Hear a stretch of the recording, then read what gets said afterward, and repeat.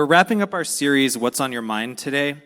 And I thought here at the end of the series we would keep things real light and relaxed and talk about the doctrine of total depravity.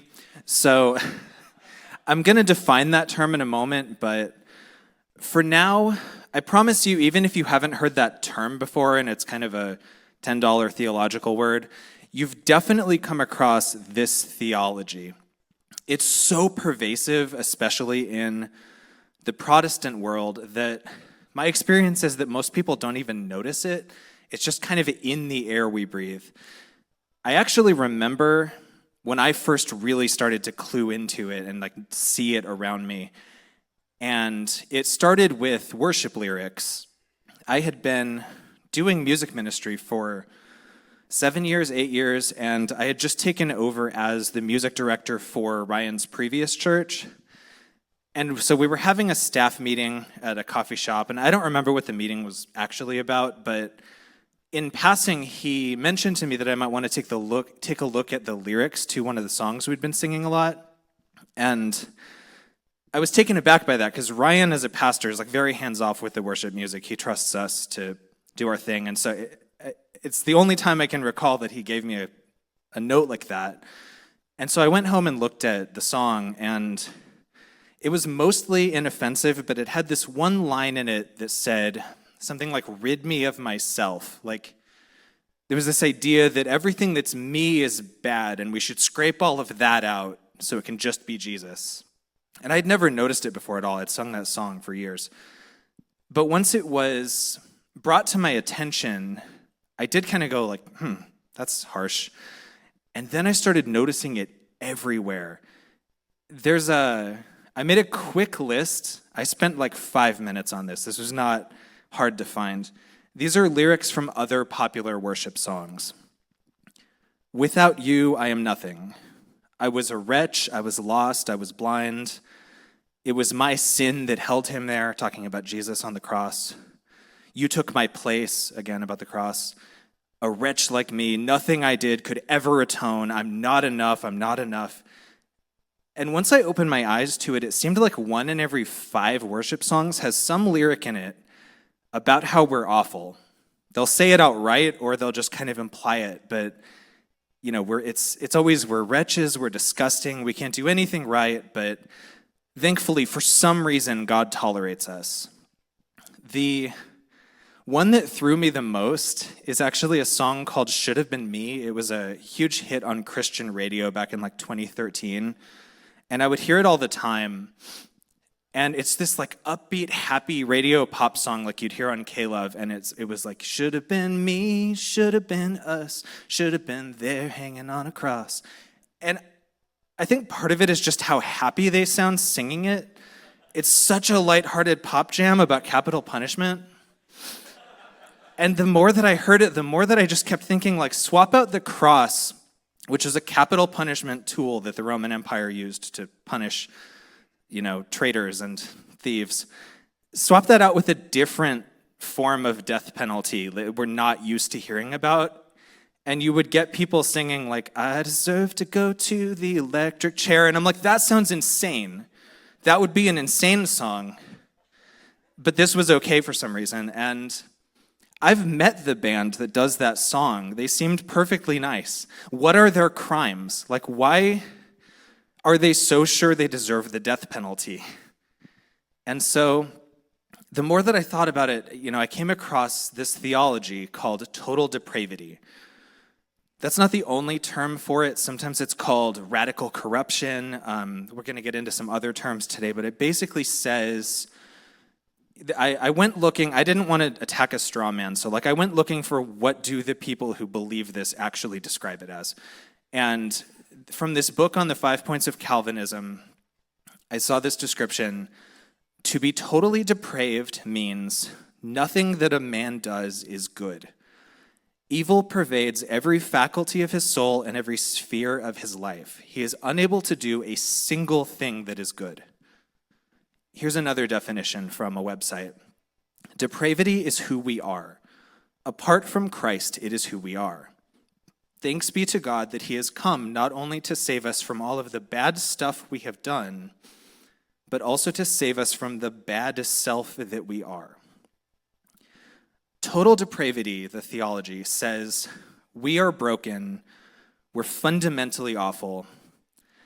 Every intrinsic desire that we have is for evil, or at least for selfishness, and we're incapable of desiring God or desiring good for our neighbors on our own. And this was, I think, the missing puzzle piece for like all these song lyrics I'd been hearing, because it's a very, very short step from this idea to believing we deserve to die, believing that God hates us, all this other, the dominoes that fall from that. And on week 1 of this series, Aaron Stritzel shared a quote from the infamous 1741 sermon, "Sinners in the Hands of an Angry God." And I was writing this when I got Aaron's sermon, and I was like, I can't believe we used the same quote. But he brought it up in the context of what God is like. Aaron's sermon was on, as a father, what is the character of God? What is God's disposition towards us?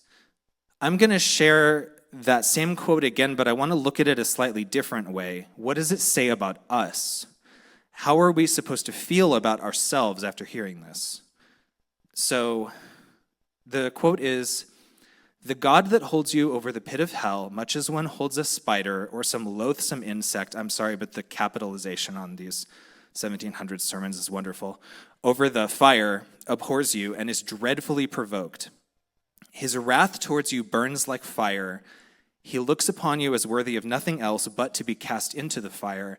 He is of purer eyes than to bear to have you in his sight. You are 10,000 times so abominable in his eyes as the most hateful venomous serpent is in ours." Wrapped up in this doctrine of total depravity, it comes with the idea that God can't stand us. This line, "He is of purer eyes than to bear to have you in his sight." Like, we are horrible. I can tell that the people who are all in on this idea must know it's unpopular, because I was Googling like definition of total depravity, like a normal Google search, and I really couldn't find a lot that was defining it. What I mostly found was articles called like "Reasons People Don't Like Total Depravity" or 5 Misunderstandings About Total Depravity. But the things they wanted to clarify seemed really silly to me. Like, a lot of these articles are like, no, hear us out. We know what you're thinking, that total depravity means that in every situation you do like the actual worst thing possible. And they're like, it's not that, don't worry. And I'm like, I wasn't thinking it was that, but thank you. They want us to know, you might think that you do good sometimes, you might see other people doing good. They're not, when people do good things, it doesn't count for some reason. Here's another quote from a blog that I found like that, and it's a little long, but I'm going to read it in its entirety. To be clear, this is someone defending this doctrine, and this blogger wrote, "Another reason total depravity is rejected is because it seems to contradict what we experience in everyday life. That is, we all know unbelievers whom we would refer to as, scare quotes, good people. They pay their taxes, volunteer at the homeless shelter, and seem to be moral. Total depravity does not mean that people never do good from a human perspective. It's good to teach children math. It's good to dig water wells in Africa. It's good to pick up litter. But none of these things constitute righteousness, because from the heart of an unbeliever, none of them proceed from faith. They are all evil in the sense that they are done from a desire for autonomy and from a heart of rebellion against a good and holy God." This is still the blogger talking. "My dad was not converted until he was 60 years old. I used to use him as an illustration of this. From a human perspective, he was a good guy who would help anyone he could. But, quote, every intention of the thoughts of his heart was only evil continually. He lived for self, rejecting Christ as king of his heart." So I don't know Alan S. Nelson IV. I don't want to throw him under the bus, but what does that mean? People never do good because even though it seems like they aren't somehow. I sincerely don't, and like I'm trying to understand, but I sincerely don't understand how you get from the third to last sentence, "He was a guy who would help anyone he could," to the last sentence, "He lived for self, rejecting Christ." And the more that I was researching this, the more I just kept feeling it feels like when you're playing a game against a childhood friend and they just keep changing the rules on you when you start to, like, you could make up any sort of doctrine that you want if you're allowed to just reject all the counterexamples. People never do good except for the obvious demonstrable good that we've all seen them do, but I've decided that doesn't count towards my thing. So where does this total depravity theology come from? It's mostly from the Protestant Reformation and John Calvin. And the first takeaway from that is total depravity as a theological concept is only a few hundred years old. You know, the Reformation was a while ago in human terms, but in the history of Christianity and the sweep of all this, it's a relatively new concept. It's not what the Bible has always taught or anything like that. But of course, John Calvin didn't think of himself in the 1500s as inventing a new theology. He was basically doubling down on an older idea called original sin. So I think that really we need to go further back than 1791 and Jonathan Edwards, and further back than the 1500s Reformation and John Calvin. We have to go back to the very beginning. I'm guessing most of us have probably heard of the idea of original sin. And we may have heard it explained something like, God created humans to be perfect and then told them not to eat from this particular tree. Satan came and convinced Eve and Adam to rebel against God and commit the first sin by eating the apple. So God ejected them from the garden, and that sin they committed was passed down to each of us to this day. Every human is born sinful because of this one choice. If you've heard it explained like that, and I think a lot of us have, you may not realize that a lot of what I just said is not in the text of Genesis 3 at all. In my freshman year of college, I took a class called Abrahamic Religions. It was wonderful. And I turned in a paper during the class where I once referred to the apple in the Garden of Eden. And my teacher gave my paper back to me with, red pen on it like teachers do. And the note I still remember is that she'd circled where I wrote apple, and like in the margin, she wrote it wasn't an apple. They didn't have apples in ancient Southwest Asia when the story was written. The text says fruit. It would probably have been a fig or a pomegranate or something. I didn't fail the paper. She wasn't that harsh. She was just letting me know, by the way, this is wrong. But I still remember it because it was one of the first times that I realized there are details we think we know from this Adam and Eve story that are later inventions. They're not in the story. We just picked them up somewhere. In researching this, I went on Google image search and I typed in like Garden of Eden fruit, and I got about 15 apples and 1 pomegranate. So like Google's doing it too. But what rattled me getting that paper back from my teacher was I didn't realize I was importing bonus details into the story. I really did think that was what it said. And I don't know if you've ever had that experience where you quote some detail from a Bible story and then somebody challenges it. And so you're going back and you're like, no, it's right here. And then you can't find it. And you're like, that actually wasn't in there.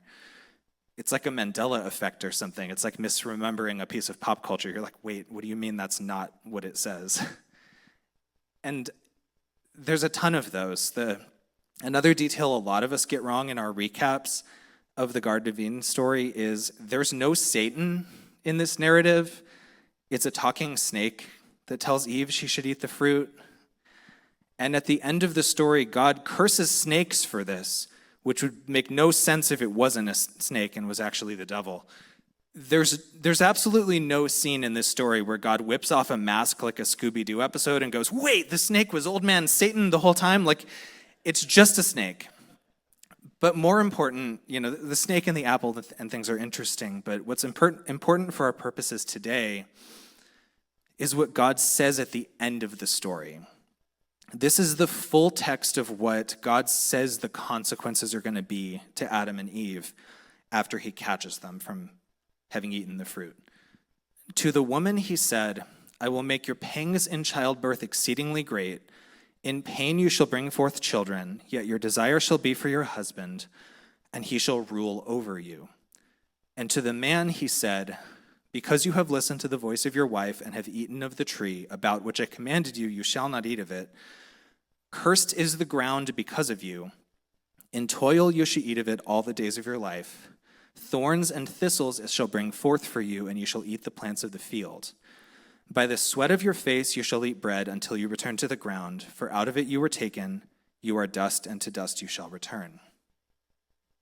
So looking at this without the 2,000 years of bonus details crusted over it, what does Genesis 3 actually say the consequences are? Painful childbirth, patriarchy, farming will be difficult. It spends a lot of time on that, and then it ends with until you return to the ground. I don't see anything here about how every inch of our bodies will be corrupted by evil, our every desire will be turned away from God, nobody will be righteous. There are three things: childbirth, the woman being ruled over by her husband, which is very interesting to me because so many self-professing Christians want to enforce rigid gender roles. So it's interesting to note that the women being dominated by their husbands in this time is not part of God's plan and is apparently part of the curse. And then difficult farming. It's going to be hard to make a living. It's going to be hard to eat. You could maybe make a case for a fourth thing, that death enters the picture here in that line about to dust you shall return. Many Christians for thousands of years have read the story this way, and that's fine. I'm not here to argue that point today. Although I will point out that it says you shall work until you return to the ground. It doesn't say part of the curse is now you'll return to the ground. That wouldn't have been the case before. So make of that what you will. But either way, there's no original sin spelled out here. There's no total depravity where all righteousness gets taken from us. In fact, if you're reading the Bible straight through, here's how long it takes to find examples of people who are described as righteous. This is in Genesis 3. In Genesis 4, Adam and Eve have their first two sons, Cain and Abel. Abel is righteous. In Genesis 5, we get Enoch. Enoch is considered righteous. He walked with God. In Genesis 6, we get Noah. It says a righteous man, blameless in his generation. Like, the Bible's not sticking to the total depravity party line on this. The minute that they're kicked out of the garden, there is a ton of examples of righteous people, starting right after that story. So where do we get this idea that some permanent stain of sin got passed down to all of Adam and Eve's descendants and like all the way down to us? We know exactly where we got that idea from. A man named Augustine in the 5th century came up with it. And until Augustine, nobody read the Genesis story quite this way. Augustine was a church father in North Africa, and he's a complicated figure. It would take way more time than we have to really dig into him. He's one of the most influential theologians of all time. He has some wonderful writings. He has some writings I wish he hadn't written, but Augustine had self-admittedly had kind of a wild youth before his conversion. He talks about it in his biography. And he was apparently tormented by a lot of temptations and urges and self-doubt, which I have to think kind of informed his theology. Pro tip, when a church leader says, like, all people struggle with X, they're probably telling on themselves more than anything. But Augustine was certain that people were sinful, whether that was projection or not, and he had some intense ideas about sex. He came up with this particular idea. I don't want to get into the weird details of his theory, but it had to do with seed, and he had this idea of how sin was transferred down to all of us. I'll just leave that alone. But the other thing Augustine, other than his own, distaste for certain biological realities, the other thing Augustine based this doctrine of original sin on is what seems to have been maybe a misreading of Paul. Here's a quote from historian Elaine Pagels about the passage in Romans that Augustine's drawing this from. Augustine derived the nature of that change from an idiosyncratic interpretation of Romans 5:12. The Greek text reads, Through one man sin entered the world, and through sin death. And thus death came upon all men, in that all sinned. Most Christians took this to mean that Adam's sin brought death into the world, and then once it was here, death came upon all because all sinned. But Augustine read the passage in Latin, and so either ignored or was unaware of the connotations of the Greek original. Thus, he misread the last phrase as referring to Adam, not all, that the sin of that one man, Adam, brought upon humanity not only universal death, but also universal and inevitable sin. This was unique to Augustine at first, and it was not immediately popular. He spent a lot of his writing career arguing with other church fathers who didn't agree with him about this, because until this point, the free moral choice to follow God or not was a cornerstone of Jewish and Christian thought. Here's another quote from Elaine Pagels. That Adam's sin brought suffering and death upon humankind, most Christians, like their Jewish predecessors and contemporaries, would have taken for granted. But most Jews and Christians would also have agreed that Adam left each of his offspring free to make his or her own choice of good or evil. The whole point of the story of Adam, most Christians assumed, was to warn everyone who heard it not to misuse that divinely given capacity for free choice. So Augustine's idea that we don't have free choice, that we were born already sinful, was a brand new idea. It conflicted with hundreds of years of Christian and Jewish interpretation of this story, and other theologians of his time fought him on it. Some historians have made the case that the reason Augustine eventually won out in these battles is in part because of the political realities at his time. The church was in the middle of shifting from this underground network of believers who were being persecuted into like a big imperial institution, and a theology that told people your own internal compass can't be trusted, you need outside help to know right from wrong, might have been convenient to this newly powerful church authority. But whatever the reason was, Augustine's fresh new take that said sin was passed down to us from Adam and Eve, that we're born sinful and depraved, eventually ended up becoming the default Christian position in the West. The Eastern Church never really went for this, but that's outside the scope of what we're doing here. And then 1,000 years later, John Calvin picked this up and took it up a notch and gave us not just original sin, but total depravity. Here is why I just spent such a long time talking about church history. Original sin is not the way that the Garden of Eden story was originally read. Like total depravity, like the snake being Satan, like apples, it's a later innovation. It's like college-aged me not even realizing those details aren't in the story until someone points it out to me. It's not actually there if you read the text. For what it's worth, the Bible isn't univocal on this or really any topic. Supporters of total depravity or original sin, they want to back up their position as scriptural, and so there are these certain verses they tend to pull out and string together. It's usually a couple verses from Romans, a verse from Jeremiah, Psalm 51, and you can make a chain of 5 or 6 verses taken out of context that seems like it backs up this point.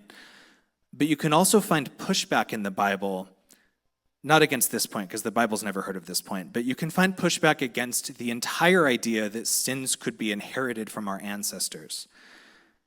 The Genesis story doesn't talk about that at all, but there are other stories in the Old Testament that say that sons can be punished for the sins of their fathers. That's a part of ancient Israelite theology, is that sometimes something a parent did could reverberate down through the generations, causing punishment for their descendants.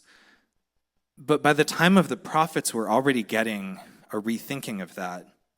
In the book of Ezekiel, he writes, "Yet you say, why should not the son suffer for the iniquity of the father? When the son has done what is lawful and right and has been careful to observe all my statutes, he shall surely live. The person who sins shall die. A child shall not suffer for the iniquity of a parent, nor a parent suffer for the iniquity of a child. The righteousness of the righteous shall be their own, and the wickedness of the wicked shall be their own.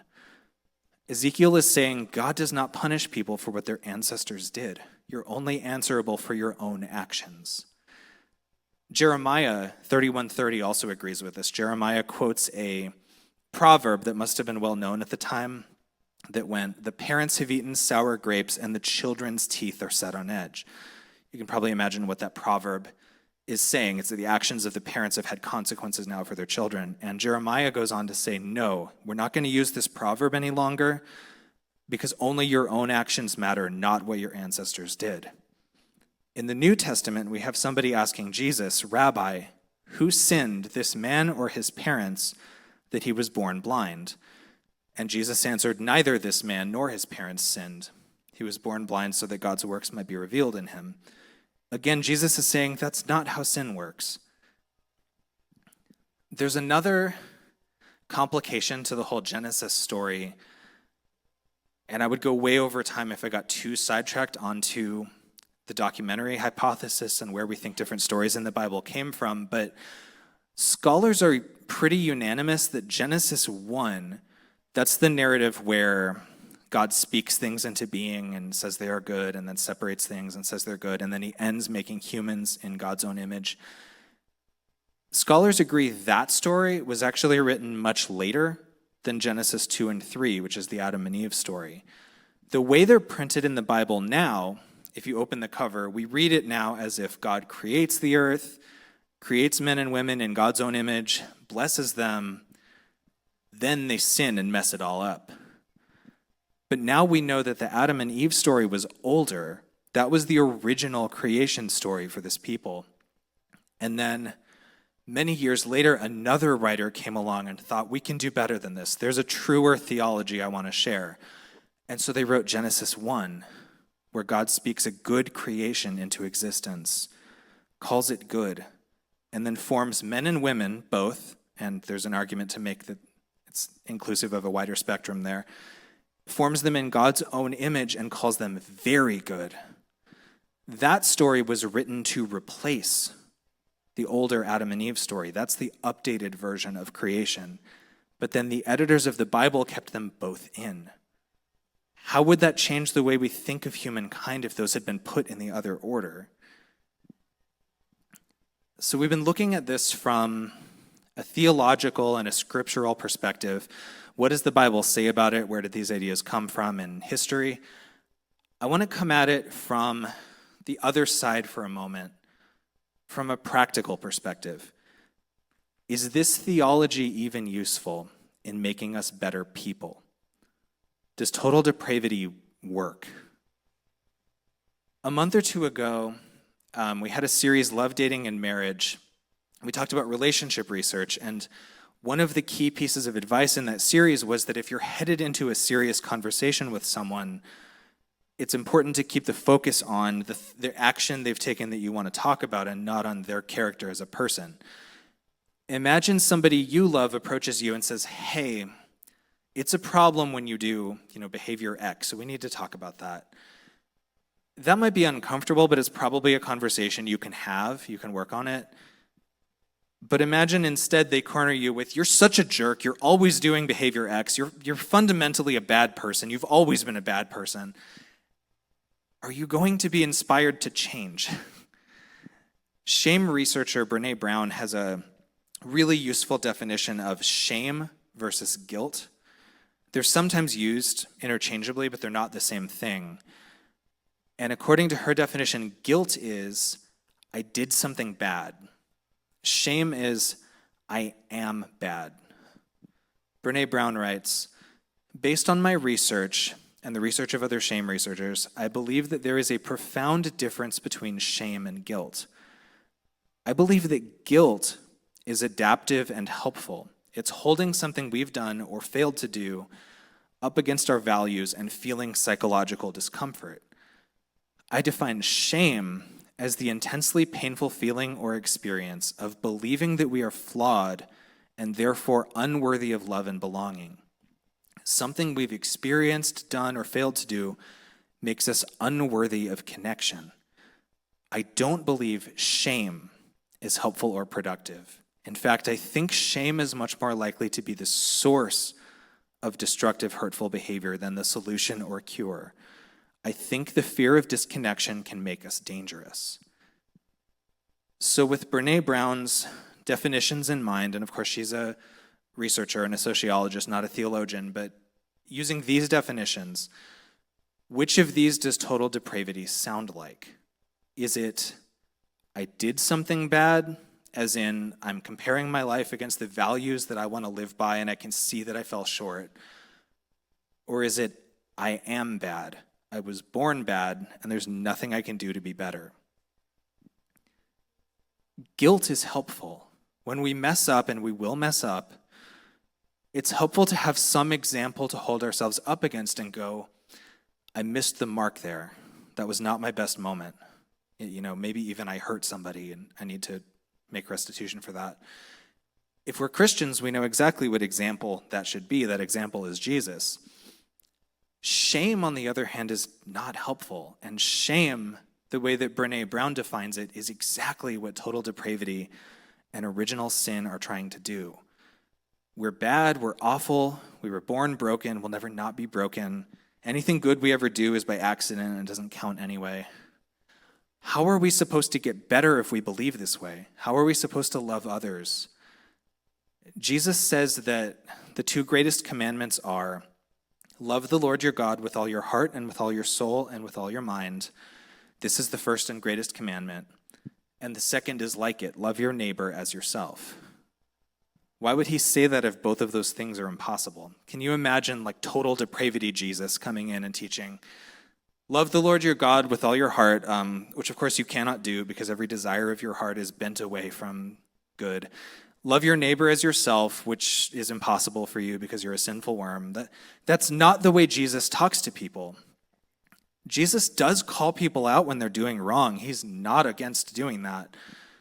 He will let people know if he thinks they need to be doing better, but that's just the thing. He calls them out because he believes they could be doing better. He thinks they're capable of that. Jesus treats people with love and dignity and believes they're capable of great things, not that they are sinful worms. That's not his energy at all. We are absolutely called to follow Jesus and to try to treat people as he would have treated them. I'm not saying we don't have work to do. The takeaway from this sermon is not everybody's fine and we can give up. We have work to do. But telling ourselves we're terrible and broken doesn't make us better at doing that work. It makes us worse at it because we already believe we can't succeed. In fact, I think this idea of the fall and original sin and total depravity sometimes even really closes us off to the pain of our neighbors. There's an internet forum I'm really active in. It's a bunch of worship guitar players like me, and we get together and we share about our craft and our struggles and our ministry challenges. It's a wonderful community. But this one time, a guitar player that I really looked up to suddenly dropped in, and I was shocked to see him post on there because I knew who this guy was. When I was starting out playing church guitar, he was one of my first examples, and I watched a ton of his videos and listened to his albums, and I was like, wow, he's here in our forum. And what he shared was he doesn't play at church anymore. He said he didn't even feel comfortable setting foot in a church anymore because of experiences he'd had, and he'd been badly hurt by that world. And he indicated he didn't think he could go back. And so a few of us in the group reacted with empathy and compassion. I'm so sorry that happened. It's unfair that you had that experience. I think that's really the only response you can give when somebody tells you they've been hurt by the church and you're part of the church, is just to say, I'm so sorry that happened, I'm listening. But a surprising number of people in the group kind of waved it away using language like, well, what do you expect in a fallen world like this? People are all broken. Everybody's self-serving, so of course you're going to get hurt sometimes. That's what people are. We can't escape it. Only God is good. We're all bad. I know most of the people in this group, and so I know they didn't mean it the way it hit me, and I think him, but it seemed shockingly insensitive to me to say, because people are fallen and totally depraved, we have no right to expect to be treated with love, even in a church. This guitar player never posted in there again. I think we sort of drove him away. But that was the moment I realized how much this theology can damage not only our own self-image, because I've been aware of that, but even our empathy for others. Because we can just say, sorry you were hurt, but everybody's a sinful wretch, so yeah, it's going to happen sometimes. I think as followers of Jesus, we can do a lot better than that. So I titled this sermon, Is God Mad at Us? And so as we get closer to the end here, I wanted to end with an answer to that question, which is no. Goodbye. But if we buy into total depravity and original sin, it's easy to find ourselves believing that God is mad at us, because why wouldn't God be mad at us if from the moment we're born, everything we think and do is awful? You can so easily see how we get from that to the Jonathan Edwards theology, where God is disgusted by you, you're a horrible bug, and he's looking for the fly swatter, but he can't remember where he left it. You can see how we get to, it should have been me on that cross. I deserve capital punishment because I was mean to my friends a couple times. Brian Zond writes about that exact sort of theology like this. He says, "To assert that every person deserves to be violently tortured to death is worse than theological nonsense. It's a vicious assault upon divine goodness and human dignity. What sinners need is love and healing, not torture and death. We are worthy of God's love and healing, not on the basis of personal merit, but because of the image we bear, the very image of God. Original blessing is more original than original sin." I think people feel very religious and holy when they say things like, I deserved the cross, but Jesus took my place. But the implications of that are very strange. I think most of the people who say that probably think that they mean it, but if that same person was arrested in the middle of a workday, hauled out of their office and thrown on death row and the door slammed shut, I think they would feel something very bizarre and unfair had happened to them. I do not think they would feel they deserved to be there. And the picture it gives us of the God that we have and how God feels about us is very unhealthy. Here's a better picture. In the letter to the Romans, which is the same letter Augustine based his interpretation on, Paul writes, "For I am convinced that neither death nor life, nor angels nor rulers, nor things present nor things to come, nor powers, nor height nor depth, nor anything else in all creation will be able to separate us from the love of God in Christ Jesus our Lord." God's love is not some begrudging thing. God's love is so powerful that nothing could separate us from it. God is not holding his nose with his fingers like, these people are disgusting, but I'll try my best to love them, I guess. Come here, you. Like, God's love is relentless. That's what we were singing about before we started this morning. Here's another one. God is love, and those who abide in love abide in God, and God abides in them. There is no fear in love, but perfect love casts out fear. For fear has to do with punishment, and whoever fears has not reached perfection in love. Total depravity is fear. Original sin is fear. Sinners in the hands of an angry God is like the high caffeine triple espresso shot of fear. But 1 John says that whoever fears has not reached perfection in love. Fear isn't helpful. Fear doesn't make us better people or better followers of Jesus. It just makes us afraid.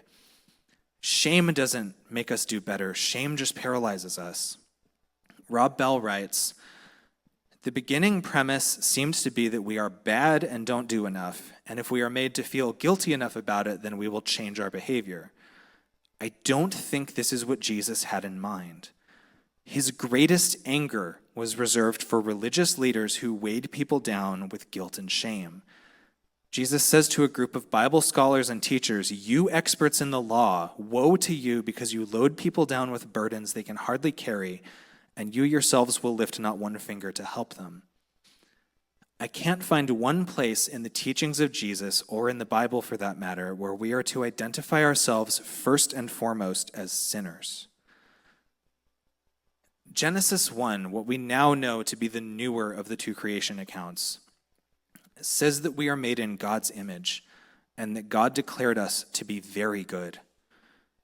The priestly author of that account, that's the term scholars use for the author of that strand of the Bible.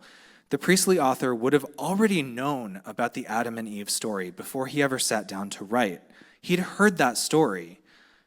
He wouldn't have read it as the origin story of everybody being a horrible creature, because nobody read it that way until Augustine, and Jewish believers still don't read it that way. Total depravity is a much later theology, one that Jesus didn't teach, and I think it's done a lot more harm than good. Instead of original sin, may we recover what some theologians are calling original blessing, the knowledge that God has made us and loves us just as we are. We can always work to be better. We can always love God and love our neighbor better. That's the task that we've been given. But we can pursue it from a place of knowing that we're also loved and accepted now. God isn't mad at us. God loves us more than we could possibly understand. Will you pray with me? God, this is a heavy topic today. It's a lot to cover. It's a lot to try and dig into. But I think that doing so is the good and holy work that your son Jesus did. To tell people, you have heard that it was said, but I say to you. To illustrate the places where the tradition maybe got it wrong. The places where there's a truer theology we can trust in than the one we were maybe handed. God, thank you for this morning and this opportunity to talk about who you are, to talk about your character, and to maybe leave here with a better picture of how much you love us, how very good we were declared to be when you made us. You made all of creation. In Genesis 1, it says you made all of creation and called it good, and then you made humankind and called us very good. I hope we leave here today with that image and not one of these others. Help us to be your hands and feet in the world and to know that we're accepted and wholly loved.